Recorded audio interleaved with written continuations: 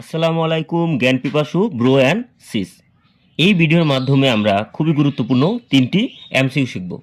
তো দেখো, এক নাম্বার এমসিকিউ দেওয়া আছে হচ্ছে 17। এটি কিন্তু অক্টালে দেওয়া আছে, বলা হচ্ছে 17 এর পরের সংখ্যা কত। তো পরের সংখ্যা বললে কিন্তু উক্ত সংখ্যার সাথে এক যোগ করতে হয়। তো যেহেতু সংখ্যাটি দেওয়া আছে অক্টালে, তো অক্টাল লেখা কোথায় আছে দেখো, এইখানে অক্টাল চাপ দিলাম, ডিসপ্লেতে ও লেখা উঠছে, মানে এখন এটি অক্টালে আছে। তো আমাদের সংখ্যাটি হচ্ছে 17। তাহলে 17 আমরা তুলে নিলাম। তো পরবর্তী বললে উক্ত সংখ্যার সাথে কত যোগ করতে হবে? এক যোগ করতে হবে। তাহলে যোগ 1 ইকুয়াল দিলাম, অ্যান্সার কিন্তু 20, অর্থাৎ ক নাম্বার। তো এবার আমরা আরেকটি এমসিকিউ শিখতে যাচ্ছি, সেটি দেখতে পাচ্ছ তোমরা 2 নাম্বার। এফ এফ এর পরের সংখ্যা কত? তো এফ এফ কিন্তু দেয়া আছে হেক্সাডেসিমেলে, তাহলে আমাকে হেক্সাডেসিমেল চাপতে হবে ক্যালকুলেটর থেকে।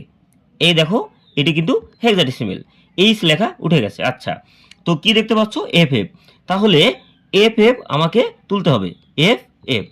তো যেহেতু পরবর্তী বলা হচ্ছে, পরবর্তী বললেই কিন্তু এক যোগ করতে হয়। তাহলে যোগ 1 ইকুয়াল দেওয়া যাক, অ্যান্সার হচ্ছে 100, অর্থাৎ উত্তর হচ্ছে খ নাম্বার। আরও একটি এমসিকিউ আমরা দেখব, 3 নাম্বার। তোমরা দেখতে পাচ্ছ এফ হেক্সাডেসিমেলে কিন্তু আছে এর পরবর্তী সংখ্যা। তো পরবর্তী সংখ্যা বললে কিন্তু এক যোগ করতে হয়।